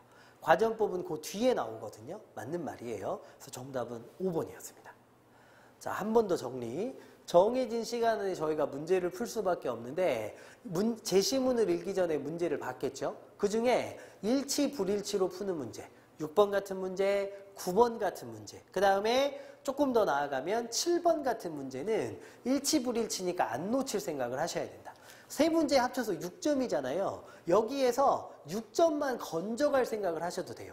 시간이 많이 모자란 학생들의 경우는 이 세 문제만 푸시고 보기 박스 문제는 나중에 풀 수 있는 문제 다 푼 다음에 시간이 남았을 때 풀겠다고 하셔도 돼요. 어쨌든 선생님이 강조하는 건 빼놓으라는 걸 강조하는 게 아니라 일치 불일치에 해당하는 이 문제들, 하나씩 꼼꼼히 따지기만 하면 맞출 수 있는 이 문제들, 요것을 무조건 맞춰주셔야 된다. 나머지는 조금 더 내공이 쌓여서 맞추는 거고. 이런 것까지 틀려갖고 오면 국어 점수가 좋을 수가 없어요.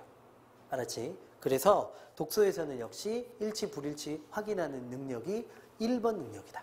여전히. 자, 그 다음에 마지막 바하고 사단락으로 가는데요. 핵심은 거의 다 해버렸기 때문에 바 사이는 크게 어려운 내용들은 없어요. 역시 공통되는 단어 위주로 가시는 겁니다. 바단락. 전분 육등법과 연분 구등법은 공평과세를 실현하기 위한 방안이었다. 전분 육등법과 연분 구등법 밑줄 그어져 있죠. 공평과세는 아직 한 번밖에 안 나왔어요. 특히 세종은 전분 육등법에서 반복되니까 동일한 수확량에 동일한 세율을 적용한 것 외에 또 나오잖아. 동일한 세율. 공법이 제정되기 이전에 적용됐던 3등급의 전품 제도를 6등급으로 세분화하는 과정에서도 공평과세를 염두에 두었다. 드디어 반복되죠. 자, 공평과세라는 단어가 중요하게 다루어졌습니다.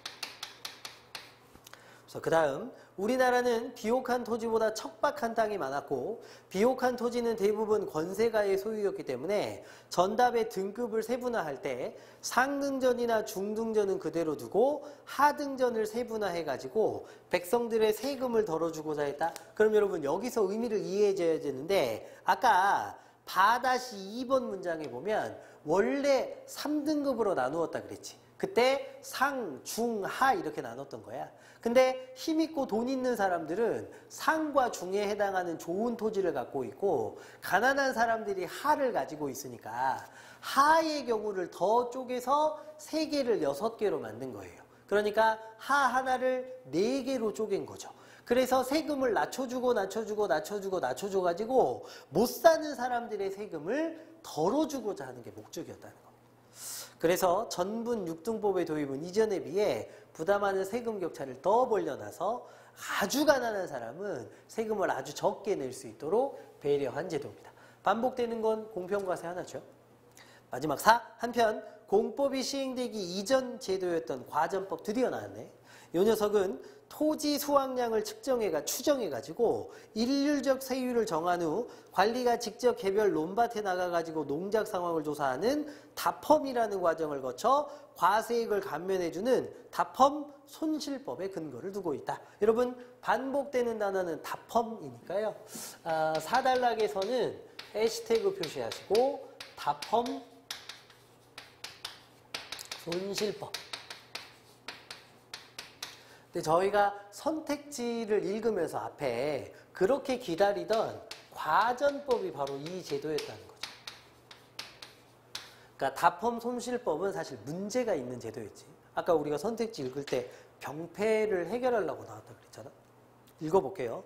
그러나 다펌의 담당자인 향리, 다펌 요거 반복되는 거죠.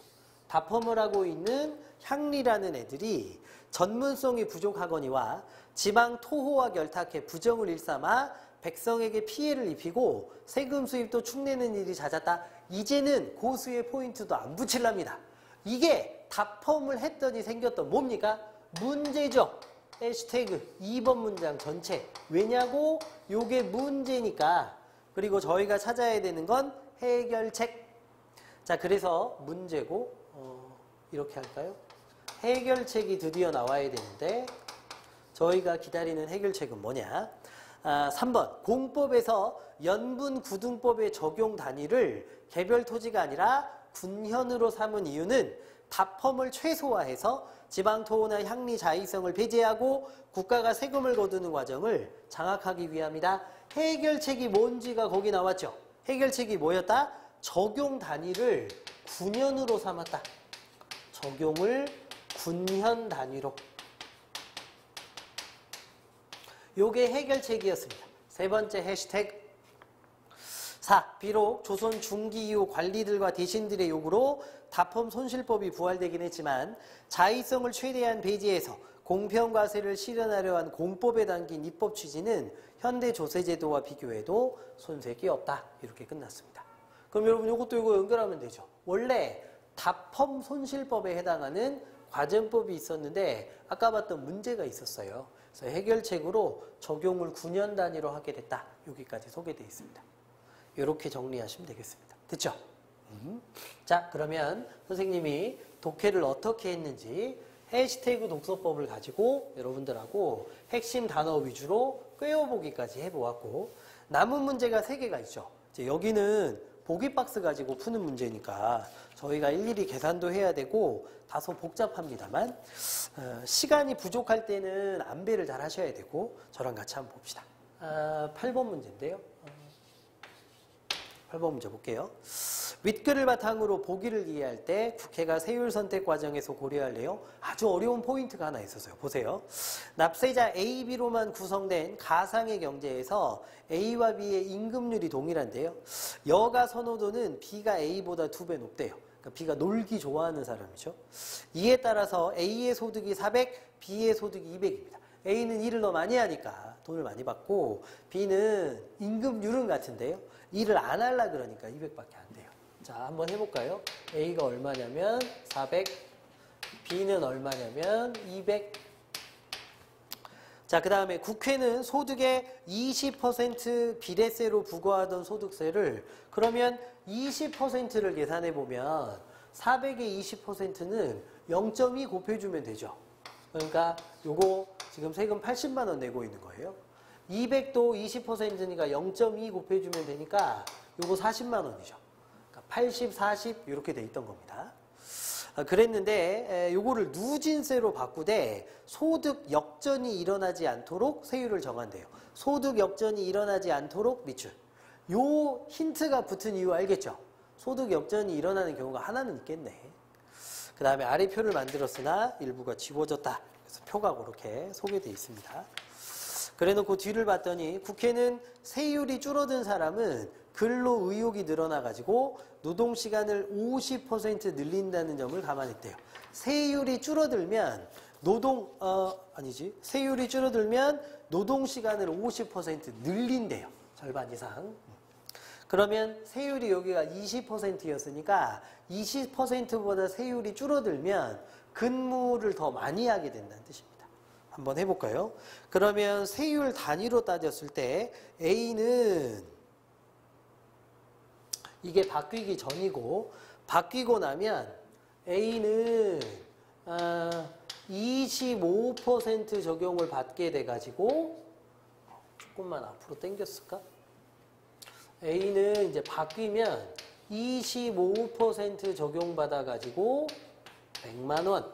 그 다음에 30% 적용받으면 120만 원. 그 다음에 35% 적용받으면 세금으로 내야 되는 게 140만 원. 이렇게. 요렇게 곱해주면 되니까 어렵지 않죠? 0.25 곱하면 100 이렇게 되는 거니까요. 요렇게 돈을 내게 되어 있습니다. 그 다음에요. B의 경우는요. 바뀌게 되면 B의 경우는 처음에 20%를 적용받으면 요게 지워진 부분이네요. 그럼 0.2 곱하면 되니까 40만 원이죠. 자, 그런데 여러분 중요한 게 이 두 번째입니다. 가, 나, 다 이렇게 돼 있으니까 나를 적용받을 때인데요. B가 나를 적용받을 때는 15%만 적용받게 돼 있어요. 이게 20%잖아요. 근데 15%로 떨어졌죠. 아까 마지막에 읽을 때 뭐라 그랬죠? 세율, 적용되는 세율이 줄어들면 근무 시간을 절반만큼 더 한다 그랬죠. 그러니까 세율이 줄어들었으니까 50%만큼 일을 더 하게 돼요. 그래서 수입이 200에서 절반이 더 보태져야 되니까 300이 되는 거예요. 300. 그래서 여기서부터가 중요한데요. 계산을 얼마로 해줘야 되냐면 300으로 계산을 해줘야 돼. 300. 잘 생각해봐. 세율이 여길 때가 20일 때잖아. 15로 떨어졌잖아요. 그럼 마지막에 세율이 쪼그라들게 되면 노동시간을 절반만큼 늘린다 그랬으니까 절반 늘어난 300이 시작돼야 돼요. 300. 그러면 15%를 적용하면 이게 어떻게 되느냐. 요거를 여기에다가 곱하면 되는 거잖아요. 그래가지고 여기를 여기에다 곱해야 되죠. 미안. 300에다 곱해야 되니까 0.15를 300에다 곱하면 여기가 얼마가 되는 거냐면 45만 원이 되는 거죠. 이해되시죠? 그 다음에 마지막은요. 요거를 10%로 줄여준다는 거잖아요. 다. 그러면 이때 역시 0.1을 300에 곱해줘야 되죠. 10%는 20%보다 줄어든 거니까. 그러면 여기가 얼마가 되느냐? 30만 원이 돼요. 이렇게. 자, 그래서 요거 나하고 다 요 두 가지 경우일 때는 200에 곱해주면 안 되고 300에 곱해줘야 된다. 왜? 요때가 20%대인데 여기는 15, 10%로 세율이 줄었고 세율이 줄어들면 노동시간을 절반만큼 늘린다 그랬으니까 300으로 계산해 주는 게 맞다. 이렇게. 자, 이래놓고 여러분 계산으로 들어가시는 거예요. 자, 그러면 여러분 1번 문제 볼게요. 가안을 선택할 때 이게 가, 나, 다 이렇게 되는 겁니다. 가안을 선택할 때 A와 B의 경제적 능력을 반영할 수 있지만 이전보다 정부 세금 수입이 줄어들겠군. 계산해 볼까요? 이전에는 정부 수입이 얼마냐면 80에 40 더하니까 120이죠. 그런데 바뀌고 난 뒤에는 100하고 40 보태니까 140이죠. 그럼 줄어드는 게 아니라 정부 수입이 더 는 건데 이거 틀렸습니다. 그치? 그 다음에 2번 나안을 선택할 때 A, B 모두 이전보다 내야 될 세금 액수가 많아지지만 소득 역전은 나타나지 않는다. 나안을 선택하면 80 내다가 120 내야 되니까 더 많이 내고 그 다음에 40 내다가 45 내니까 더 많이 내는 거 맞죠? 소득 역전이 나타났는지는 따져봐야 되는데요. 지금 400만 원 벌고 있고 120 빠지니까 이때는 소득이 얼마가 되냐면 280이 되죠. 여긴 조심하셔야 돼요. 300만 원 벌고 있죠. 그래서 45를 빼야 되니까 여기는 255가 되는 거예요. 맞지? 그러면 이렇게 두 가지는 소득 역전도 안 일어났죠. 그래서 여기는 괜찮습니다.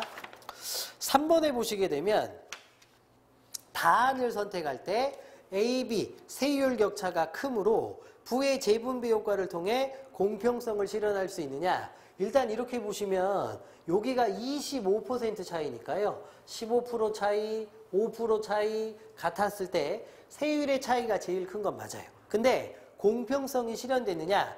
여기가 바로 그 유명한 소득 역전이 일어나는 부분이에요. 보세요. 여기는 400에서 140을 뺐더니 값이 얼마가 되냐면 260이 되죠. 그런데 여기는 300에서 30만 원만 빼면 되니까 270이 돼요. 남는 돈이 이쪽이 더 많아지죠. 그러면 소득 역전이 일어나 버린 거니까 공평성에 문제가 생긴 거잖아. 3번은 안 맞습니다. 4번 가안은 다안에 비해 A, B 세후 소득 격차가 더 작으므로 납세자들이 느끼는 세금 부담의 격차도 더 크겠군 이렇게 돼 있거든요. 더 작겠군 이렇게 돼 있거든요. 그런데 세후 소득 격차가 더 작다 이렇게 돼 있는데 이때는 얼마인지 한번 계산해 볼까요? 400인데 세금을 100을 내고 나면 이때는 300이죠. 그렇지. 그 다음에 이때는 200에서 40 제하고 나면 260이죠. 그러면 소득 격차를 따져보면 가안일 때는 300하고 그 다음에 아니구나 200에서 40을 뺐으니까 여기가 160이 되겠군요. 선생님 순간 선생님 국어선생님이니까 그럴 수도 있지. 200에서 40 뺐으니까 160이죠. 그럼 300에서 여기 160을 빼줘야 되니까 여기 소득 격차는 이렇게 얼마냐면 140만큼 소득 격차가 나는 거지. 그치? 그런데 여기 다로 놓고 보면 260, 270이었으니까 여기는 계산해 보면 10밖에 격차가 안 되죠. 그럼 여기가 더 큰 거잖아. 근데 거기 작다 그랬으니까 안 맞지. 소득 격차가. 마지막 5번 다는 나안에 비해 저소득자인 B가 내야 될 세금이 더 적다는 점에서 수평적 공평성을 실현하기에 더 적합하느냐 이렇게 소개되어 있는데요. 다는 여러분 공평성을 실현하기에 적합하다는 말을 쓸 수가 없죠. 왜냐하면 다만 유일하게 뭐가 발생하니까 소득 역전이 발생하니까. 특별히 여러분 소득 역전은요 앞을 찾아보시면 더군다나 수평적 공평성과 관련된 게 아니라 수직적 공평성과 관련이 있어요. 그것도 따져보셔야 돼요. 알겠지? 그래서 차이가 좀 있었습니다. 됐죠? 오케이, 좋습니다. 그렇게 봐주시고 정답을 2번으로 봐주십시오. 자, 그 다음에 10번 문제로 가보겠습니다. 이 계산 문제가 나와서 시간도 많이 잡아먹고 헷갈리실 수도 있는데요. 많이 헷갈리는 학생은 저한테 한 번만 더 물어주시면 선생님이 성실하게 계산해서 보여드리겠습니다. 10번인데요. 윗글에 나타난 세종의 전세 제도에서 기역과 니은에 부합하는 내용은 여러분 기역과 니은이 뭔지 개념을 정리하시면 되죠. 근데 저희가 앞에서 정리를 했는데 첫 단락에 보시면 가 수평적 공평성이 기역이죠. 기역은 수평적 공평성이고 니은은 수직적 공평성. 수평적 공평성은 저희가 아까 정리한 대로 하자면 같은 것은 같의 세금 물리는 거고 수직적 공평성은 능력이 더 뛰어나면 더 많은 세금 물리는 거 이렇게 정리했죠. 이 개념을 그대로 적용해 보시는 거예요. 자, 그러면 10번에 1번 상중등전은 그대로 두고 하등전을 세분화했다. 근데 여러분 생각나십니까? 상중등전은 토지 비옥도가 높은 애니까 그대로 두고 하등전이 가난한 애들 척박한 땅이니까 세분화했다 그랬죠. 그러면 비옥도가 높다는 게 능력이 좋은 땅에는 많이 물리고 능력이 안 좋은 땅에는 많이 안 물리는 거니까 사실은 상중등전 그대로 두고 하등전을 세분화하는 건 요거 수직적 공평성이에요. 그 다음에 니은 같은 등급의 토지에 대해서 동일한 세율 같은 등급 동일한 세율 이게 수평이죠. 1번은 기역 니은이 뒤집어진 거예요. 2번 보겠습니다. 토지 비옥도에 따라 가지고 1결의 면적을 달리 책정한다. 또 나왔네. 여러분 비옥도에 따라 가지고 잘 되는 데는 많이 받고 잘 안 되는 데는 적게 받고 이거는 수직적 공평성이라니까. 그래서 2번도 틀린 거고 3번도 마찬가지로 기역에 토지 비옥도 어쩌고저쩌고 해놨으니까 틀린 거예요. 4번에 보면 같은 등급 토지에 대해서 동일한 세율 같은 등급 동일한 세율 이게 수평적 공평성이죠. 니은 또 나왔네. 상중등전은 좋은 토지니까 그대로 두고 하등전을 더 세분화해가지고 좋은 땅에서는 많이 받고 안 좋은 땅에서는 적게 받고 이렇게 가는 거. 4번이 답이 되겠습니다. 마지막으로 5번에 9년 단위로 책정하는 건 여러분 이 부분에 나오는 게 아니라 담합의 안 좋은 점을 바꾸려고 담합의 문제점을 해결하려고 나오는 거니까 여기 나올 내용이 아니에요. 정답은 4번이었습니다. 11번도 마찬가지죠. 그래서 A 보기 박스 바로 오시면 수세유법은 논 1결에 쌀 30두를 밭 1결에 잡곡 30두를 징수하는 걸 법식으로 삼았다는 건 1번 과전법 하에서 미리 일정한 세율을 정해놨다. 맞습니다. 그 다음에 B 해마다 관리를 보내어 예년의 풍년과 흉년을 비교해 조세를 덜어주는 거. 이게 바로 담합에 의해서 감면해주는 제도였다는 건데요. 거기 담합을 9년별로 실시했다는 건 지금 이 타이밍에 나오는 게 아니라 보기 박스에 있는 내용들을 해봤더니 문제가 있었기 때문에 그걸 해결하려고 그 다음 역사 때 나오는 내용이죠. 여기는 9년별로 실시하기 전이에요. 문제점이 발생하기 전이니까. 그래서 2번이 잘못된 겁니다. 3번 C 추수기 전답을 심사할 때 시골에 항시 거주하는 사람을 담당자로 삼았더니 자질구레하고 용렬해가지고 그게 부적절하다는 내용이고 D 사사로운 정을 끼고 다소를 가감하기도 한다. 사적인 유대나 친분에 따라 가지고 부정이 개입된다. 마지막 관청과 민간에 이롭지 못하고 폐단이 컸다. 문제가 많다. 그래서 2번에 있는 것처럼 9년 단위로 실시하게 되었다는 거니까 여기에 나오면 안 되는 거였죠. 답은 2번이었습니다. 어때요 여러분? 과학기술의 6문제 풀 때하고는 느낌이 좀 다르긴 하시죠. 조금 더 쉽게 푸는 학생도 있었을 거고 일부 학생의 경우는 자기하고 안 맞는다고 생각해서 더 어렵게 푸실 수도 있었을 겁니다. 어떤 제도를 보여주고 제도를 실제 사례에 적용하는 문제는 요새 굉장히 핫한 유형이고 많은 학생들이 힘들어하니까 연습도 해두시되 큰 틀에서는요 6문제짜리 독서를 어떻게 영리하게 풀 것이냐에 대해서 자기만의 어떤 방식을 정립해 보시는 거 그게 이 과정의 가장 중요한 부분이라고 말씀드릴 수 있겠습니다.